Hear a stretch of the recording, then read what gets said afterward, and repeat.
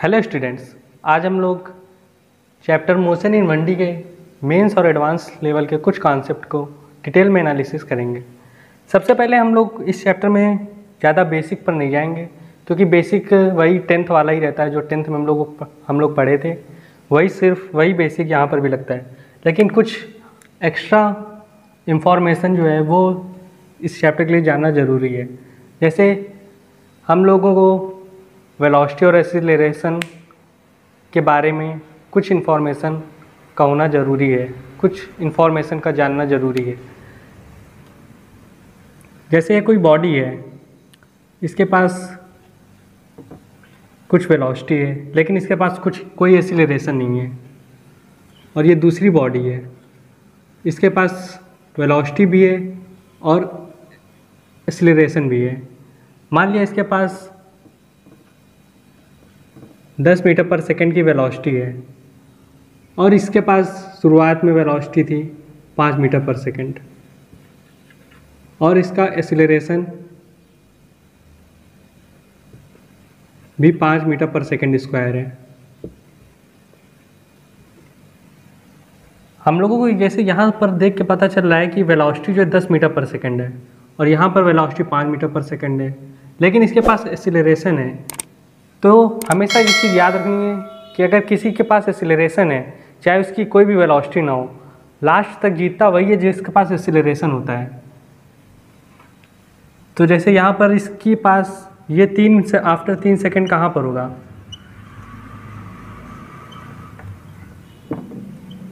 तीन सेकंड बाद इसकी इनिशियल पास से डिस्टेंस होगी 30 मीटर और 3 सेकंड बाद इसकी इनिशियल पाथ से डिस्टेंस होगी s equal to ut plus half a t square.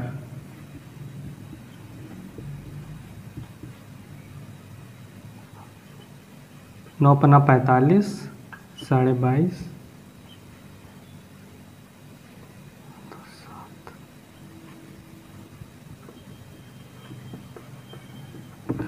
जैसे यहाँ पर ही हमको लोगों को देख के पता चल रहा है कि 3 सेकंड के बाद इसने सिर्फ 30 मीटर दूरी तय की, जबकि इसकी इनिशियल वेलोसिटी 10 मीटर पर सेकंड थी। और 3 सेकंड के बाद ही इसने इस वाली बॉडी ने 37.5 मीटर पर सेकंड 37.5 मीटर की दूरी तय की, जबकि इसकी इनिशियल वेलोसिटी 5 मीटर थी, लेकिन इसके पास एक्सीलरेशन था। इसकी वजह से इसने ज़्यादा डिस्टेंस ट्रैवल की। पिछले एग्जाम्पल से हम लोगों को ये समझ में आया कि अगर कोई बॉडी है, अगर उसके पास वेलोसिटी नहीं भी है, लेकिन अगर उसके पास एक्सीलरेशन है, तो वो जिसके पास वेलोसिटी है उसको ओवरकम कर सकती है और उससे आगे निकल सकती है। तो अब हम लोग कुछ बेसिक ग्राफ के बारे में स्टडी करते हैं। सबसे पहला ग्राफ है y equal to x square.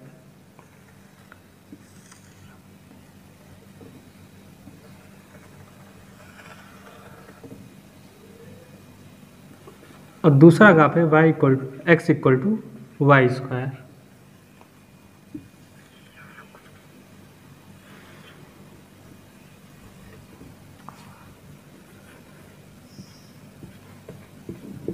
तीसरा ग्राफ है x इक्वल टू 1/y।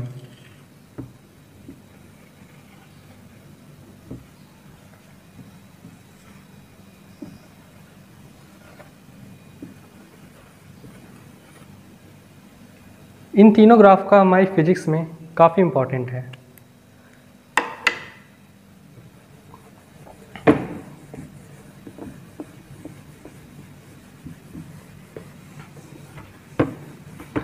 अब हम लोग जानते हैं कि इंक्रीजिंग फंक्शन क्या है और डिक्रीजिंग फंक्शन क्या है, और उनके कुछ ग्राफ के बारे में हम लोग आज डिस्कस करेंगे।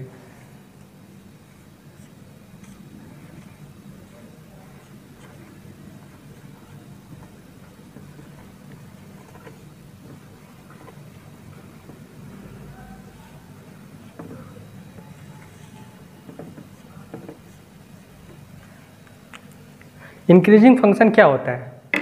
जैसे नाम से ही पता चल रहा है कि ये ग्राफ जो होते हैं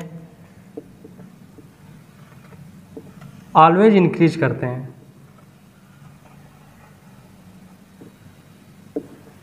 ये वाई एक्सेस हो गई, ये हमारी एक्स एक्सेस हो गई। और सेकेंड टाइप का ग्राफ इसी में इंक्रीजिंग फंक्शन में ही है।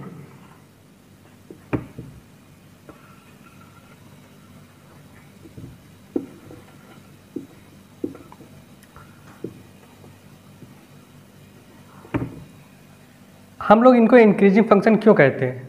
क्योंकि इनका किसी भी पॉइंट पर अगर यहाँ पर इस पे टेंजेंट डालते हैं हम लोग, जैसे इस सी पॉइंट पर हमने टेंजेंट डाला तो इसका dy बाई डी एक्स जो है ग्रेटर देन 0 है, तो इससे पता हमको चल गया कि ये इंक्रीजिंग फंक्शन है। उसी तरह इस पर भी किसी भी पॉइंट पर अगर हम लोगों ने टेंजेंट ड्रॉ किया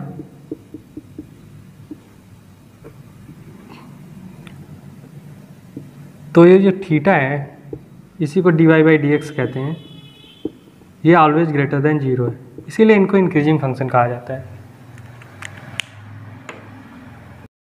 दूसरे टाइप के फंक्शन होते हैं डिक्रीजिंग फंक्शन। वैसे डिक्रीजिंग फंक्शन हम लोग उन फंक्शन को कहते हैं जो हमेशा डिक्रीज करते रहते हैं। ये भी दो टाइप के होते हैं, इनके भी ग्राफ दो टाइप से बनते हैं।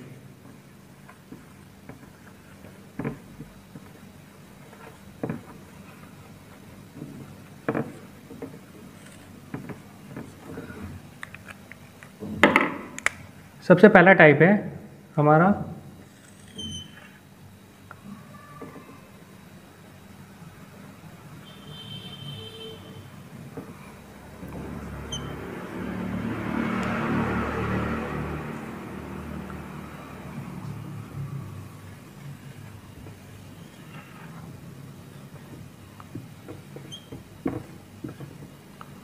वाई एक्सेस, ये एक्स एक्सेस।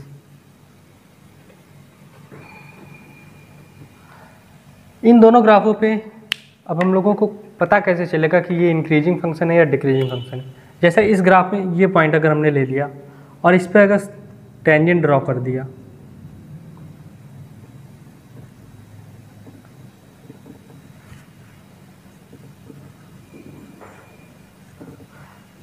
इसका स्लोप देखते हैं हम लोग। स्लोप हमेशा एक्स एक्सेस से एंटी क्लॉकवाइज डायरेक्शन में देखा जाता है।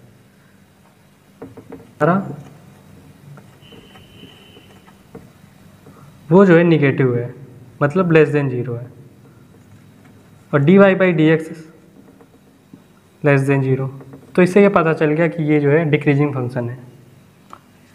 और अब इसी टाइप से इस वाले ग्राफ में भी देखते हैं। अगर ये वाला कोई पॉइंट ले लिया और इस पे टेंजेंट ड्रॉ कर दें हम लोग, और इधर से एक्स एक्सेस से एंटी क्लॉकवाइज डायरेक्शन में थीटा एंगल बना रहा है, तो इसका भी स्लोप जो है वो हमारा निगेटिव होगा, मतलब dy by D x less than 0। अब हम आपको बताएंगे कि इन चारों ग्राफ का, दो इंक्रीजिंग के और दो डिक्रीजिंग के, इनको एक्सटी ग्राफ में कैसे यूज किया जाता है। मेंस और एडवांस लेवल में इन ग्राफ का काफ़ी इम्पोर्टेंट होता है। सबसे पहले हम लोग जानते हैं कि एक्सटी ग्राफ को वीटी ग्राफ और एटी ग्राफ में कैसे कन्वर्ट करते हैं। जैसे आपके पास कोई ग्राफ दिया है,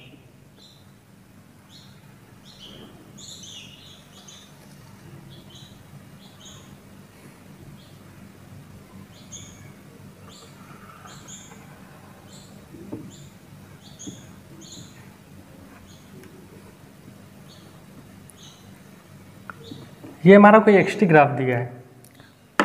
this is the increasing function. Increasing function में जो पहला जो ग्राफ बनाया था वो यही था। This is the increasing function. इसका जो स्लोप है dx बाई dt वो ग्रेटर देन 0 है। इसका मतलब ये हुआ कि जो अगर कोई बॉडी है उसकी वेलोसिटी जो है x डायरेक्शन में है, पॉजिटिव x एक्सेस में के साइड है। अब इस ग्राफ का क्या मतलब है?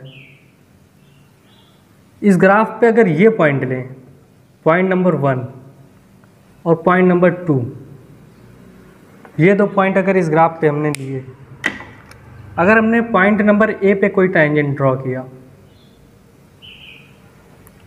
मान लिए इसका स्लोप थीटा है, और उसी तरह पॉइंट नंबर 2 पे अगर कोई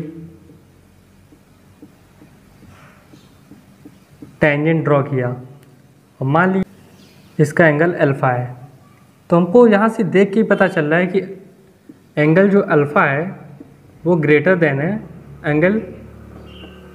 एंगल थीटा से। तो मतलब इस पॉइंट पे, पॉइंट 1 पे वेलोसिटी जो है, और हमें इसका स्लोप क्या देता है, एक्स-टी ग्राफ का स्लोप हमें वेलोसिटी देता है, हमेशा वेलोसिटी देता है। तो इसका मतलब ये हुआ कि पॉइंट 1 पे वेलोसिटी जो है कम होगी और पॉइंट 2 पे वेलोसिटी हमारी ज़्यादा होगी। मतलब इस पे एक्सीलरेशन जो है वेलोसिटी को सपोर्ट कर रहा है, मतलब एक्सीलरेशन जो है वेलोसिटी की ही डायरेक्शन में होगी। तभी तो ये पॉसिबल है कि पॉइंट नंबर 1 पे वेलोसिटी कम है और पॉइंट नंबर 2 पे वेलोसिटी ज़्यादा है, मतलब एक्सीलरेशन जो है वेलोसिटी को सपोर्ट कर रही, मतलब एक्सीलरेशन जो है वेलोसिटी की ही साइड पे लगा होगा।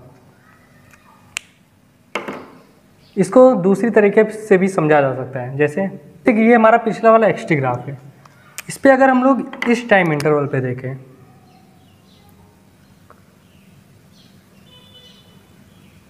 एक ये टाइम इंटरवल है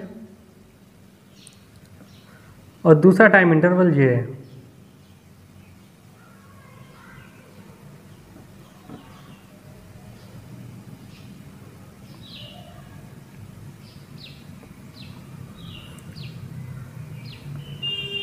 ये T1, ये T2, ये T3, ये T4,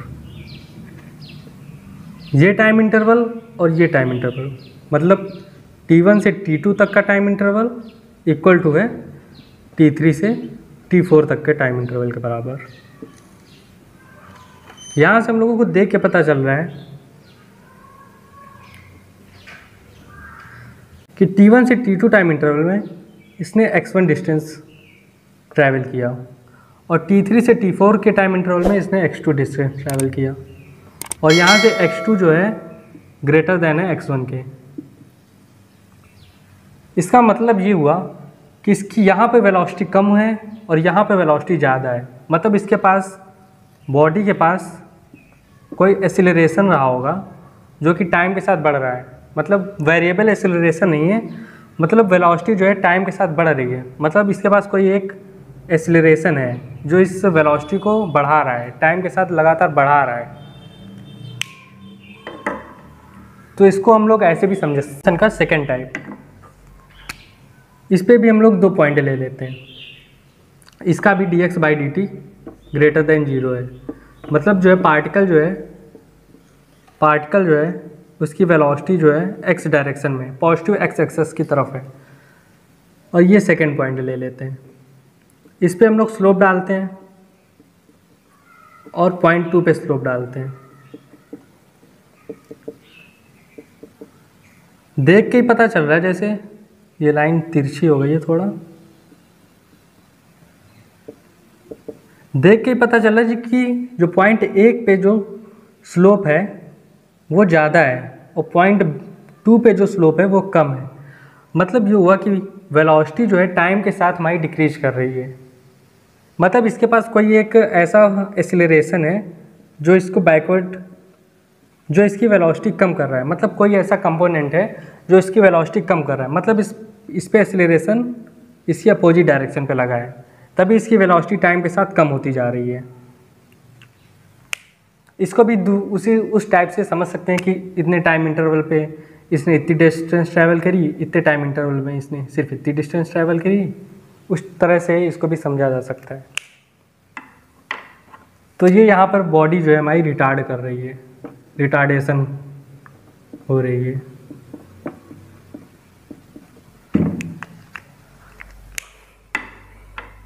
अब जैसे हम डिक्रीजिंग फंक्शन के बारे में पढ़ते हैं, डिक्रीजिंग फंक्शन के ग्राफ, एक्स-टी ग्राफ को किस तरह से सॉल्व करते हैं। इसको समझते हैं।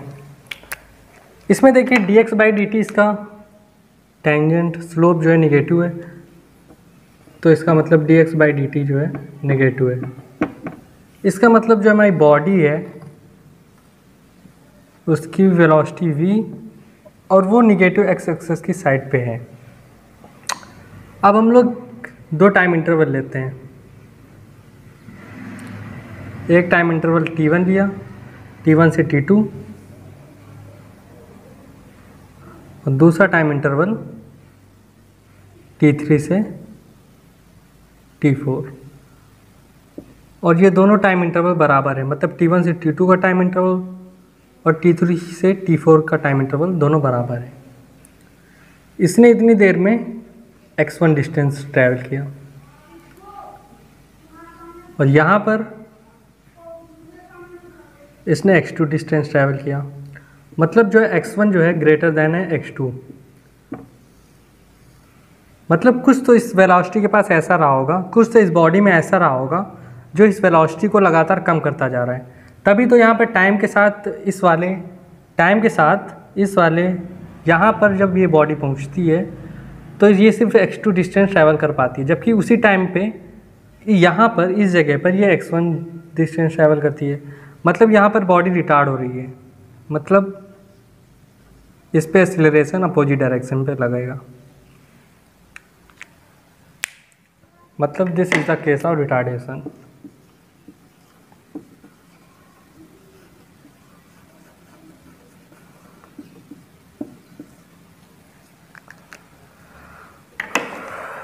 अब हम लोग डिक्रीजिंग फंक्शन का लास्ट वाला ग्राफ देखते हैं।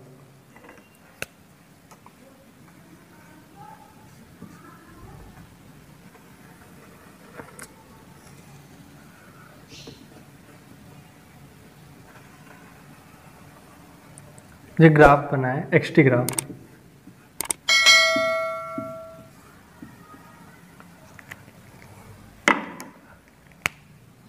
इसका dx बाई dt निगेटिव है, देख के पता चल रहा है। लाइन ड्रॉ करिए एंटी क्लॉकवाइज से, एंगल लेंगे तो 90 डिग्री से बढ़ा रहा है, मतलब dx बाई dt निगेटिव है। मतलब जो वेलोसिटी है, ये बॉडी जो है इसकी वेलोसिटी निगेटिव एक्स डायरेक्शन पे है। अब हम लोग उसी तरह दो टाइम इंटरवल इस पे भी लेते हैं। एक टाइम इंटरवल ये और एक टाइम इंटरवल ये।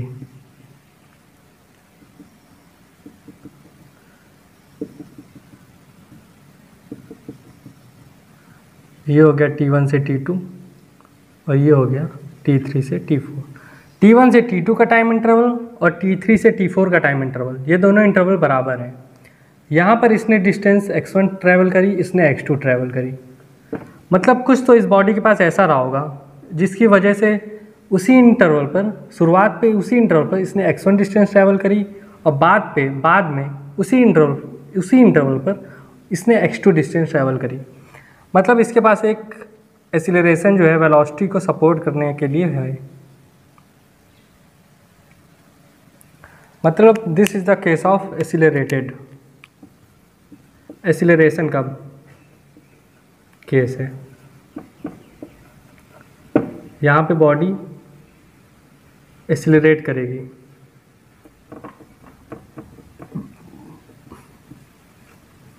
बॉडी एक्सीलरेट करेगी।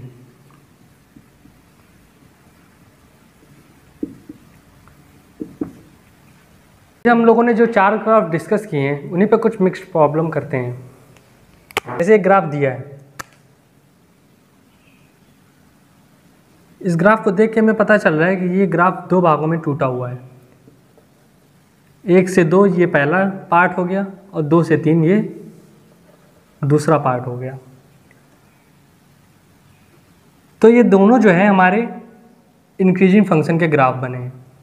जैसे 1 से 2 यहाँ पे बॉडी क्या कर रही है, एक्सीलरेट कर रही है, वेलोसिटी इस डायरेक्शन पे है, पॉजिटिव डायरेक्शन पे है, और यहाँ पर एक्सीलरेशन लग रहा है। इंक्रीजिंग फंक्शन के पार्ट का जो पहला ग्राफ था उस पर हम लोगों ने यही डिस्कस किया था। और 2 से 3 ग्राफ पे वेलोसिटी की डायरेक्शन इस साइड होगी क्योंकि dx बाई dt पॉजिटिव है, और ये यहाँ पे आगे जाने पे वेलोसिटी जो है डिक्रीज कर रही है, मतलब एक्सीलरेशन इस साइड पर लगेगा। अब हम लोग पॉइंट 2 के बारे में डिस्कस करते हैं। यहाँ पर जो है वेलोसिटी जो है सबसे पहले 1 से 2 पे गए जाने पे वेलोसिटी जो है इंक्रीज कर रही है, ऑलवेज इंक्रीज करेगी। यहाँ पर आने पे ये मैक्सिमम हो जाएगी। उसके बाद यहाँ पे जब मैक्सिमम हो गई तो उसके बाद यहाँ पर रिटार्डेशन हो गया। 2 से 3 पे जाने पे यहाँ पे रिटार्ड बॉडी होगी, मतलब ब्रेक लगेगा गाड़ी पे। जैसे कार चल रही है उस पर हम लोग ब्रेक लगाते हैं तो धीरे धीरे गाड़ी रुक जाती है, उसी तरह 2 से 3 पे जाने पे रिटार्डेशन हो रहा है तो गाड़ी धीरे धीरे होगी। तो यहाँ पे मतलब पॉइंट 2 पे जो है हमारी वेलोसिटी जो है मैक्सिमम होगी, वेलोसिटी मैक्स।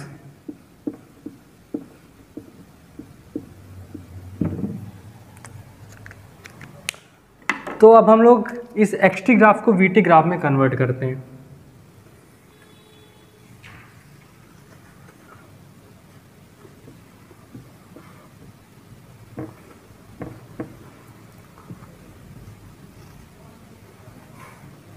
यहाँ पे वेलोसिटी कहीं पर भी निगेटिव में डायरेक्शन पे गई नहीं है। तो मान लीजिए पॉइंट 1 है, इसके पास मान लिया हम लोगों ने शुरुआत में कुछ ना कुछ वेलोसिटी रही होगी, तो ये पॉइंट 1 है। 1 से इसने स्टार्ट किया, 2 पे मैक्सिमम हो गया और 2 से 3 जाने पे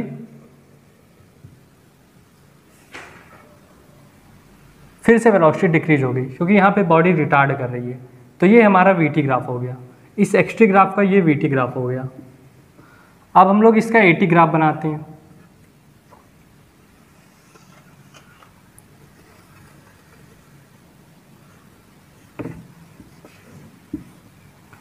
एक्सीलरेशन वर्सेस टाइम ग्राफ। तो यहाँ पे वेलोसिटी मैक्सिमम हो गई और हम लोगों को पता है वेलोसिटी और टाइम का जो स्लोप होता है, वेलोसिटी टाइम ग्राफ का जो स्लोप होता है वो एक्सीलरेशन देता है, मतलब d upon d t equal to acceleration होता है, ये हम लोगों को पता है।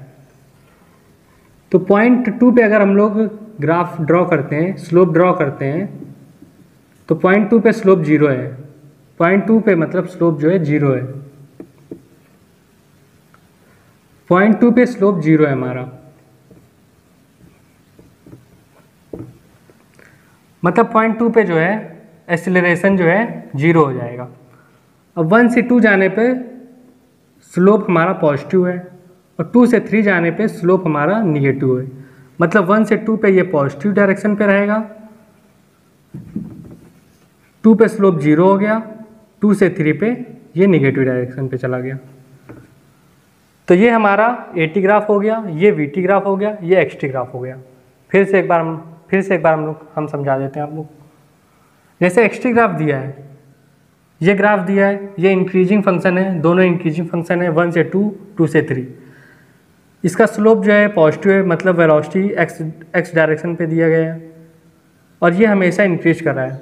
ये देखिए इंक्रीजिंग फंक्शन है, आगे बढ़ते बढ़ते इसकी वेलोसिटी हमेशा इंक्रीज कर रही है, तो इस पर एक्सीलरेशन लग गया, वेलोसिटी की डायरेक्शन पे इसमें एक्सीलरेशन लग गया।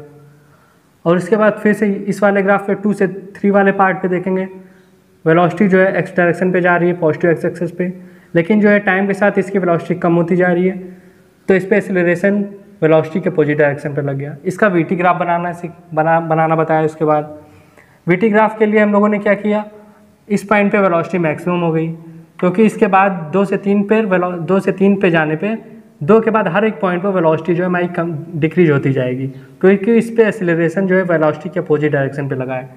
तो 1 से 2 पे जाने पे पॉइंट 1 से 2 जाने पे हमारी वेलोसिटी लगातार इंक्रीज कर रही है।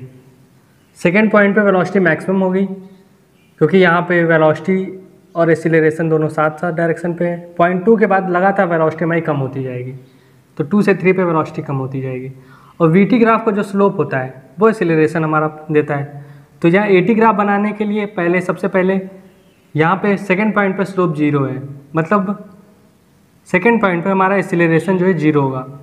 तो 1 से 2 पे हमने देखा किसी भी पॉइंट पे हमारा स्लोप जो है वो पॉजिटिव है, मतलब 1 से 2 पे एक्सीलरेशन हमारा पॉजिटिव डायरेक्शन पे है। और 2 से 3 जाने पर एक्सेलरेशन हमारा नेगेटिव डायरेक्शन पे, इस पे यहाँ पर कहीं स्लोप देख लिया, ये 90 डिग्री से एंगल बढ़ा आ रहा है, तो मतलब स्लोप जो है इसका नेगेटिव है। तो 2 से 3 जाने पे हमारी एक्सेलरेशन जो है वो नेगेटिव होगी। वो वही यहाँ इस वाले ग्राफ से भी देख के पता चल रहा था डायरेक्ट ही कि इधर देखिए वेलोसिटी जो है पॉजिटिव एक्स एक्सिस पे, इधर नेगेटिव एक्स एक्सिस पे। तो ये देखिए नीचे चला गया, मतलब एक्सेलरेशन नेगेटिव है।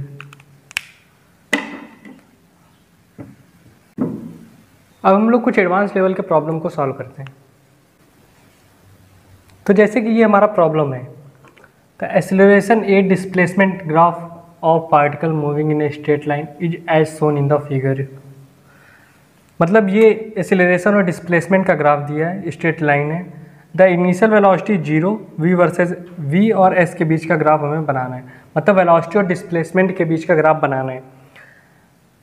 ऐसे अगर हम लोग देखेंगे ए और एस को वी और एस में कन्वर्ट करने के लिए हमारे पास एग्जैक्टली कोई फार्मूला होता नहीं है। तो जैसे यहाँ पे ग्राफ को देख के पता चल रहा है ए जो है डायरेक्टली प्रोपोर्शनल टू एस है, स्ट्रेट लाइन है, मतलब ए इक्वल टू के एस है। एक्सेलरेशन के लिए एक फार्मूला और हम लोगों ने पढ़ा था, v d v upon d x, velocity और ये डिस्प्लेसमेंट, ये होता है हमारा एक्सेलरेशन। एक्सेलरेशन की जगह हम लोगों ने वही रख दिया, v d v upon d s equal to के एस। डी एस को इस साइड ले गए, v d v equal to के एस डी एस, इंटीग्रेट कर दिया। Is as shown in the figure the initial velocity 0, मतलब जब ये 0 पे था तो इसकी इनिशियल वेलोसिटी 0 थी।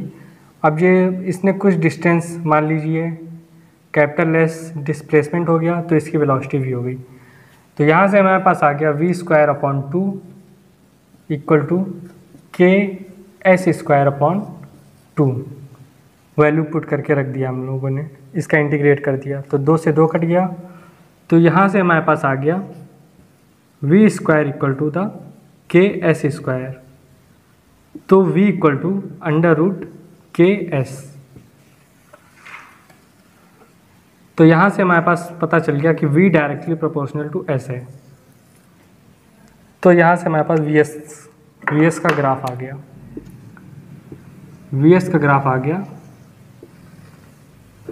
एक स्ट्रेट लाइन।